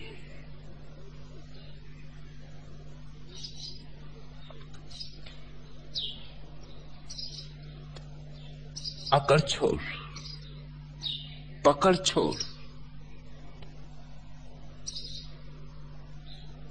अहंकार बड़ी सूक्ष्म चीज है, इतनी सूक्ष्म कि हमें उसका पता भी नहीं चलता, और ऐसे छुप के काम करता है अहंकार की दिखाई भी नहीं पड़ता। मेरे गीत अधर में झूमे या मरघटी में सो जाएं, तुम उनको वरदान न देना, मैं एकाकी ही गा लूंगा।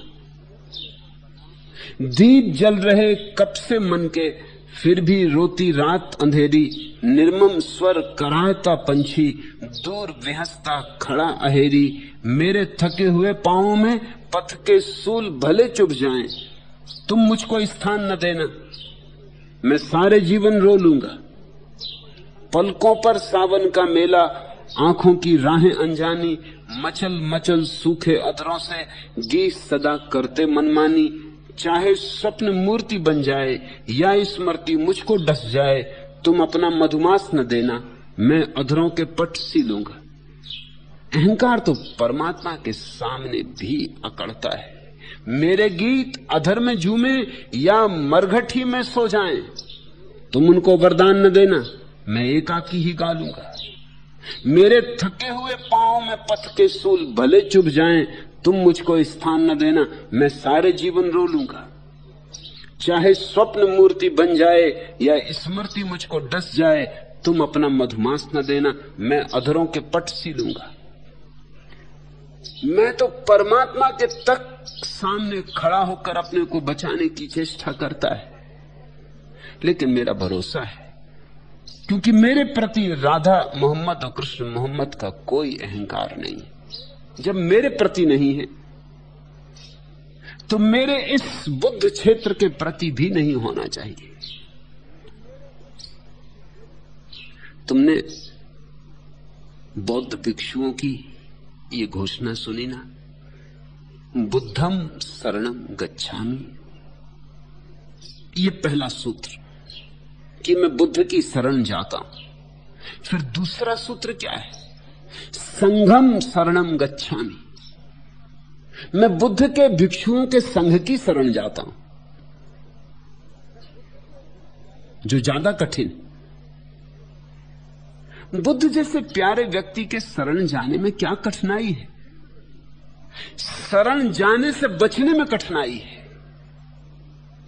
कौन नहीं वे पैर पकड़ लेगा? पैर पकड़ने की आकांक्षा कौन दबा पाएगा? कौन नहीं उन पैरों में सिर रख देगा? वह तो सरल है। तो बुद्धम शरणम गच्छामि, यह तो कोई भी कह सकता है। राधा मोहम्मद, कृष्ण मोहम्मद, तुम दोनों ने यह कह दिया बुद्धम शरणम गच्छामि, मगर संघम शरणम गच्छामि, बुद्ध के भिक्षुओं की, बुद्ध का जो संघ है उसकी शरण जाता। ये जरा कठिन, क्योंकि संघ में बहुत लोग तुम जैसे ही, संघ में बहुत लोग तुमसे भी पीछे होंगे। संघ में कोई तुमसे उम्र में कम होगा, कोई ज्ञान में कम होगा, कोई कुशलता में कम होगा, हजार तरह के लोग होंगे। अब अगर एक 70 साल का बूढ़ा आदमी भी आके बुद्ध से भी दीक्षा लेगा, तो बुद्ध के संघ में अगर 17 साल का युवक सन्यासी है तो उसके सामने भी उसे झुकना होगा। अगर 17 साल का युवक भिक्षु पहले सन्यास लिया है और 70 साल का व्यक्ति बाद में सन्यास लिया है, तो 70 साल के भिक्षु को 17 साल के सन्यासी के सामने झुकना होगा। उम्र शरीर की नहीं नापी जाएगी, उम्र दीक्षा से तय होगी, सन्यास से तय होगी। फिर स्वभावता कोई सम्राट आके सन्यास लेगा, बुद्ध के चरणों में तो झुक जाएगा, लेकिन बुद्ध के संघ में बहुत से दीनहीन जन भी हैं। उसकी राजधानी के भिखमंगे भी सन्यासी हो गए, वो उनके चरणों में कैसे झुकेगा? इसलिए दूसरा सूत्र पहले सूत्र से ज्यादा कठिन है और ज्यादा मूल्यवान है। संघम शरणम गच्छामि, कि मैं संघ की शरण जाता हूं। और तीसरा सूत्र और भी महत्वपूर्ण है, धम्मम शरणम गच्छामि। बुद्ध तो एक, उनकी शरण जाता हूं। संघ जो मौजूद है अभी, उसकी शरण जाता हूं। धम्म, जितने लोगों ने पहले धर्म के मार्ग पर यात्रा की है और जितने लोग अभी धर्म की यात्रा कर रहे हैं और जितने लोग भविष्य में धर्म की यात्रा करेंगे, उन सबकी भी शरण जाता हूं। ऐसी शरणागति से ही कभी कोई बुद्ध क्षेत्र निर्मित होता है। ये तो रोज यहां की घटना है। लोग आके मुझसे कहते हैं कि आपके प्रति हमारा समर्पण पूरा है, मगर हम हर किसी की नहीं सुन सकते। फिर ये कैसा समर्पण पूरा हुआ? मैं कहता हूं हर किसी की सुनो, तुम्हारा समर्पण मेरे प्रति पूरा है। मैं कहता हूं हर किसी की सुनो और तुम कहते हो हर किसी की नहीं सुन सकते। ये समर्पण कैसे पूरा हुआ? एक युवती ने सन्यास लिया, उसने कहा कि बस अब सब समर्पण, आपके चरणों में सब समर्पण है, आप जो कहेंगे वही करूंगी। तो मैंने कहा कि बस तो यहां ध्यान कर ले, 10 दिन सीख ले, फिर अपने घर जा। उसने कहा घर तो कभी ना जाऊंगी, मेरा तो समर्पण आपके प्रति, जो कहेंगे वही करूंगी। फिर भी दोहरा रही वो वही। मैंने उससे कहा मैं जो कह रहा हूं वो तू सुन ही नहीं रही, मैं ये कह रहा हूं कि ध्यान करना सीख ले और घर वापस जा। उसने कहा घर की तो आप बात ही मत करना, आप जो कहेंगे वही करूंगी।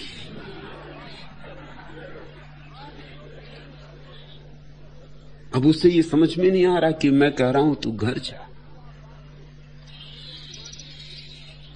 वो मुझसे कह रही कि ये तो आप बात ही मत करना। नहीं गई घर,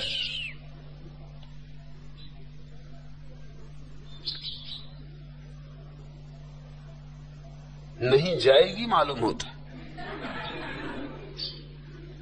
अब तो कोई 3 वर्ष हो गए उसको, यहां से नहीं हटी, और अब भी कहती समर्पण मेरा पूरा है। और मैं भी उससे यही कहे चला जा रहा हूं तू घर जा। उसके पिता के पत्र आते हैं, उसकी मां के पत्र आते हैं, वो रो रो के लिखते हैं कि एक ही लड़की उसे वापस पहुंचा दे, वो यहां आके सन्यास से रहे, ध्यान करे, जो उसे करना हो, हमारी कोई बाधा नहीं। उसको मैंने और तरह से भी समझाने की कोशिश की कि तू जा तो तेरे पिता भी सन्यासी हो जाएंगे, तेरी मां भी सन्यासी हो जाएगी, तेरे जीवन में इतना रूपांतरण हुआ है। मगर वो कहती कि आपके चरण, आपकी शरण, मेरा समर्पण तो समग्र है। मगर उसके समग्र का अर्थ उसकी समझ में नहीं आता कि समग्र का अर्थ होता है कि अगर मैं कहूं कि घर लौट जाओ तो घर लौट जाओ, मैं कहूं नर्क चले जाओ तो नर्क चले जाओ। समर्पण बेशर्त होता है। बेशर्त हो जाओ राधा, होशियारियां छोड़ो। मेरे साथ होशियारी से संबंध नहीं बनेगा, और मुझसे बन भी गया तो संग से ना बनेगा, और संग से ना बना तो मुझसे भी टूटने लगेगा। जोड़ मुश्किल हो जाएगा। एक विराट घटना घट रही है, उसमें छोटे छोटे अहंकारों को गला दो। जब किसी बड़ी घटना में हम सम्मिलित होते हैं तो छोटी छोटी बातों को नहीं ले जाते, तो ही ये विराट वृक्ष खड़ा हो सकता है जिसकी छाया में अनंत अनंत लोगों को विश्राम मिले, ठगों को छाया मिले, शीतलता मिले, भटकों को ज्योति मिले। इस दिए में पतंगे की तरह आओ और जल जाओ, इससे कम में नहीं चल सकता है।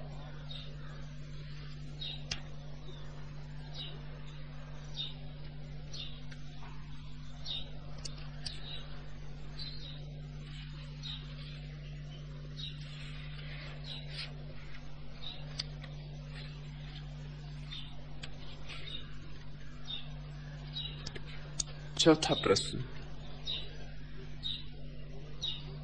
भगवान मेरा जीवन कोरा कागज, कोरा ही रह गया। प्रभु आपने बार बार कहा है कि प्रार्थना केवल अनुग्रह प्रकट करना है, कुछ मांगना नहीं।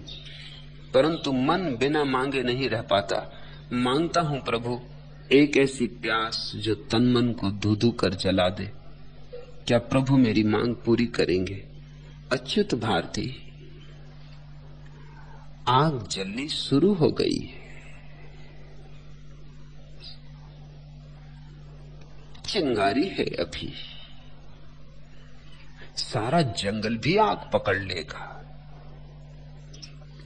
चिंगारी आ गई तो जंगल भी जलेगा।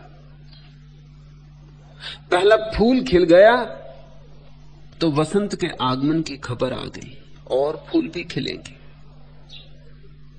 जल्दी ना करो और मैं जानता हूं मन जल्दी करता है, मन धीरज नहीं बांधता। थोड़ा समय दो चिंगारी को भभकने का, फैलने का। धू धू करके भी जलेगी, लेकिन जितना अधेरी करोगे उतनी ही देर हो जाएगी। यही अड़चन। धीरज रखोगे जल्दी हो जाएगी घटना, अधेरी करोगे देर लग जाएगी। अगर बहुत जल्दबाजी की तो बहुत देर लग जाएगी, और अगर बिल्कुल जल्दबाजी ना की तो हुई ही है, अभी हुई, अभी हुई। समझता हूं तुम्हारी प्रार्थना। जिनके हृदय में भी चिंगारी पड़ती है उनके भीतर ये भावना उठनी स्वाभाविक है। चाहता हूं मैं न सावन की घटाएं, चाहता हूं मैं न मधुवन की लताएं, एक ही जलधार केवल चाहता हूं, भावना का प्यार केवल चाहता हूं। त्याग से भयभीत कुंठित साधनाएं, व्यंग में परिहास मंडित मान्यताएं, कपट के परिधान में लिपटी अलंकृत, लूटने को सौम्य कलुषित भावनाएं, लोक से भयभीत दीपक की शिखाएं, कुचलती अनुराग लज्जा की सिलाएं, नत न हो सकती विनय के सामने जो, ऐंठती उत्तुंग गिर की संखलाएं। चाहता हूं मैं न वेदों की ऋचाएं, चाहता हूं मैं न प्रिय अभिव्यंजनाएं, सत्य की मनुहार केवल चाहता हूं, निष्कपट व्यवहार केवल चाहता हूं। विजंतम आदीप्त गहरी कालिमाएं, सुखतम सिंदूर संध्या लालिमाएं, शुभ्र शशि के भाल पर कालिख लगाती, विश्व से पीड़ित अपरिमित वेदनाएं, प्रलय मेघों की घुमड़ती गर्जनाएं, रेत की उथली विभव सरी वंदनाएं, राह में जब कंटकों की क्यारियां हों, भ्रमित करती चरण को काली दिशाएं। चाहता हूं मैं न सपनों की निशाएं, चाहता हूं मैं न यौवन की छटाएं, स्वप्न ही साकार केवल चाहता हूं, भय रहित अभिसार केवल चाहता हूं। अहम के सौंदर्य की फैली छटाएं, दीनता को छल रही बल की भुजाएं, त्रस्त को असहाय पाकर खेल करती, शक्ति रंजित विभव की 16 कलाएं, छोड़ मानवता धनुष सी अर्चनाएं, ईश कह पाषाण की आराधनाएं, मनुष्यता के वक्ष पर मंदिर बनाती, भक्ति में अंधी छली अहमन्यताएं। चाहता हूं मैं न सुख की संपदाएं, चाहता हूं मैं न डसती वासनाएं, मनुष्य का सत्कार केवल चाहता हूं, हृदय का विस्तार केवल चाहता हूं। उठती है प्रार्थना, उठती है अभिप्सा, स्वाभाविक है। उसके लिए अपने को दोष न देना, मगर एक ही बात ध्यान रहे, धीरज, खूब धीरज। मौसमी फूल तो 2-4 सप्ताह में आ जाते, मगर 2-4 सप्ताह में विदा भी हो जाते। अगर चाहते हो कि आकाश को छूते वृक्ष तुम्हारे भीतर पैदा हो, कि बदलियों से गुफ्तगू कर सके, कि चांद तारों की निकटता पा सके, तो फिर धीरज, तो फिर अनंत धैर्य। जल्दी भी क्या है? प्रार्थना है तो प्रतीक्षा और जोड़ो बस।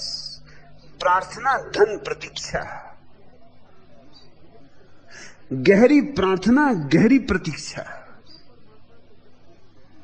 कह दो परमात्मा से जब तेरी मर्जी हो, फिर जब पक जाऊं, जब पात्र हो जाऊं, जब तुझे बरसना हो बरसना। इसे ईश्वर पर छोड़ दो, फलाकांक्षा छोड़ दो। साधना आज भी फल ला सकती, फलाकांक्षा छोड़ते ही फल लगने शुरू हो जाते। आखिरी प्रश्न, भगवान कुछ पूछना चाहता हूं लेकिन पूछने जैसा महेंद्र भारती पूछने को कुछ है भी नहीं, और फिर भी पूछने की आकांक्षा उठती। प्रश्न नहीं है भीतर, एक प्रश्न चिन्ह है, मात्र कोरा प्रश्न चिन्ह। और वह प्रश्न चिन्ह तुम किसी भी प्रश्न के पीछे लगा दो, प्रश्न हल हो जाएगा, प्रश्न चिन्ह वैसा ही खड़ा रह जाएगा। वह प्रश्न चिन्ह तो तभी मिटता है जब आत्म जागरण होता है, जब समाधि लगती। संभाल रखना, समाधि में प्रश्न चिन्ह गिर जाता है।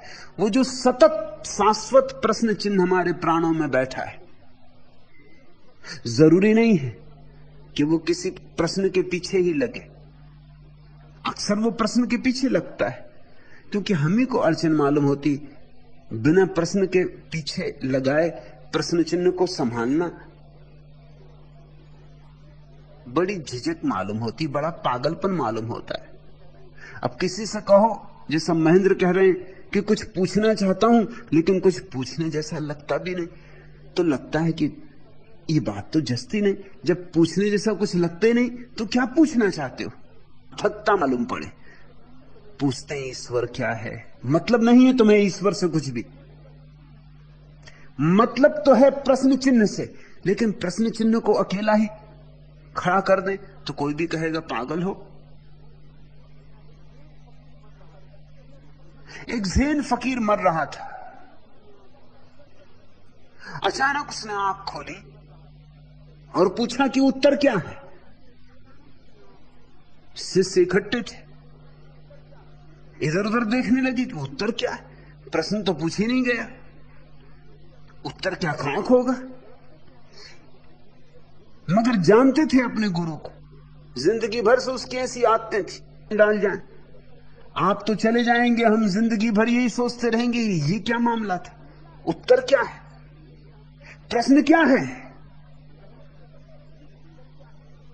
पहले प्रश्न तो पूछें फिर उत्तर। मरते गुरु ने कहा चलो ठीक, तो यही पूछता हूं, प्रश्न क्या है?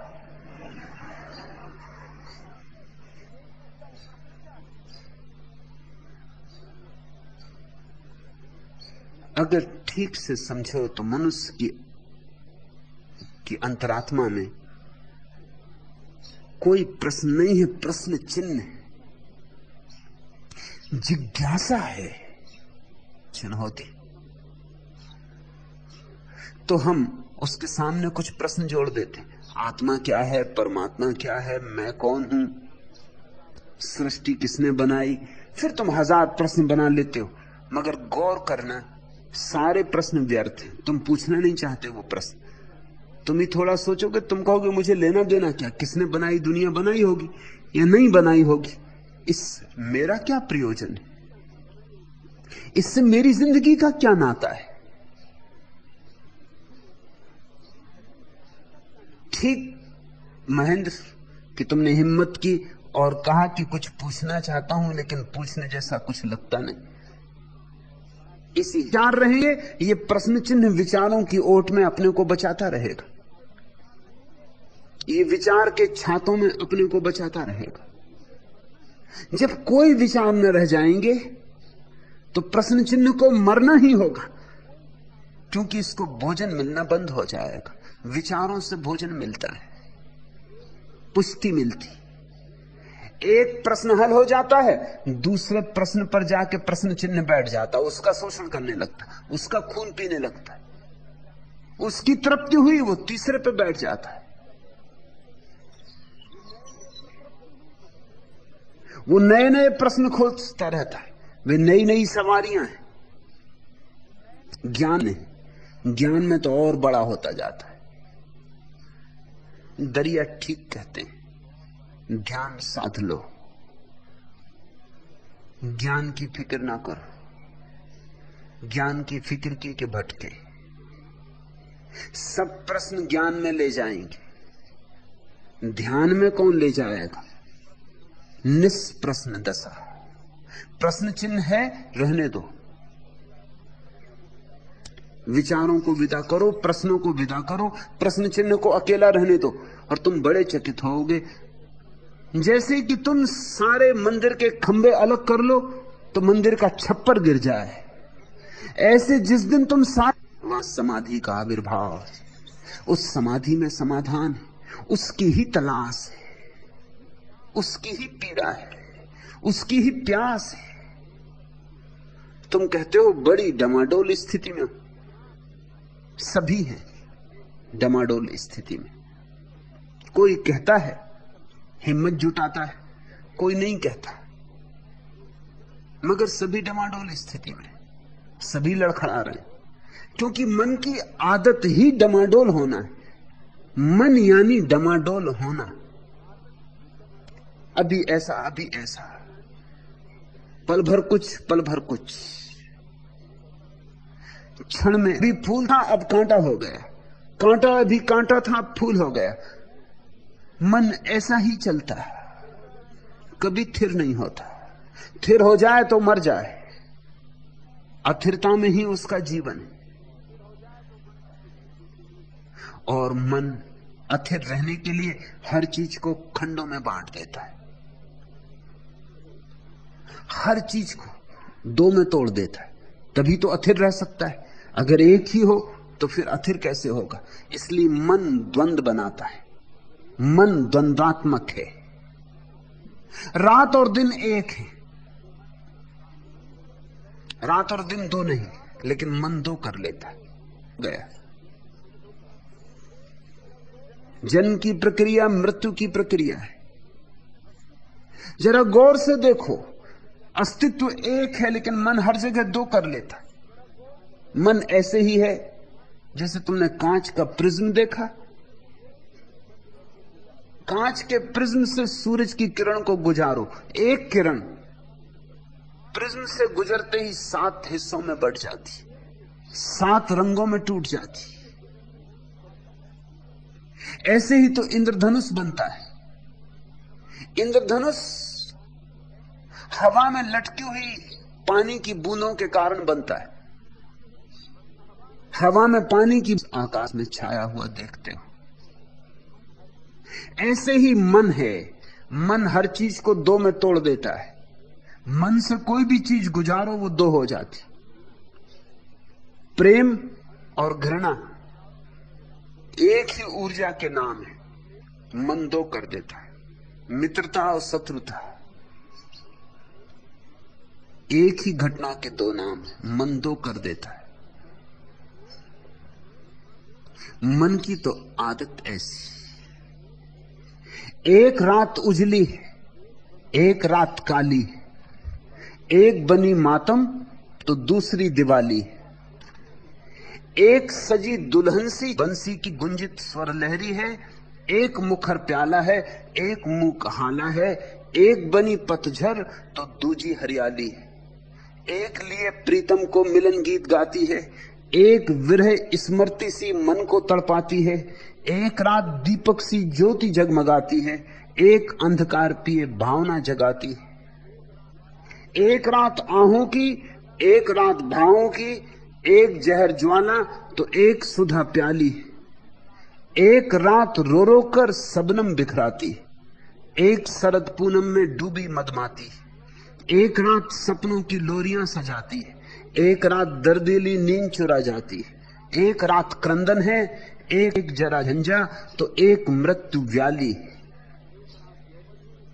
एक है लेकिन दो होके मालूम पड़ रहा है। इधर दूल्हे की बारात सज रही और उधर किसी की अर्थी उठ रही। ये दो घटनाएं नहीं है, ये एक ही घटना है। ये सजती बारात, ये उठती अर्थी, एक ही सिक्के के दो पहलू। ये मान, ये अपमान। और मन दो करके फिर डमाडोल होता है। जब दो हो गए तो यह करूं कि वह करूं, ऐसा करूं कि वैसा करूं। शिवन चुनो ही मत, सिर्फ देखो, सिर्फ मन के खेल देखो, मन के जटिल खेल पहचानो और धीरे धीरे साक्षी में जैसे ही ठहर जाओगे वैसे ही मन का द्वंद्व विदा हो जाएगा, मन विदा हो जाएगा, सारा डमाडोलपन चला जाएगा, चंचलता विलीन हो जाएगी, अस्थिरता खो जाएगी, तुम थिर हो जाओगे और थिर होने में आनंद है। स्थिरता परमात्मा का स्वाद है। आज इतना ही। अगर यह वीडियो आपको अच्छी लग रही हो तो वीडियो को लाइक और चैनल को सब्सक्राइब करें।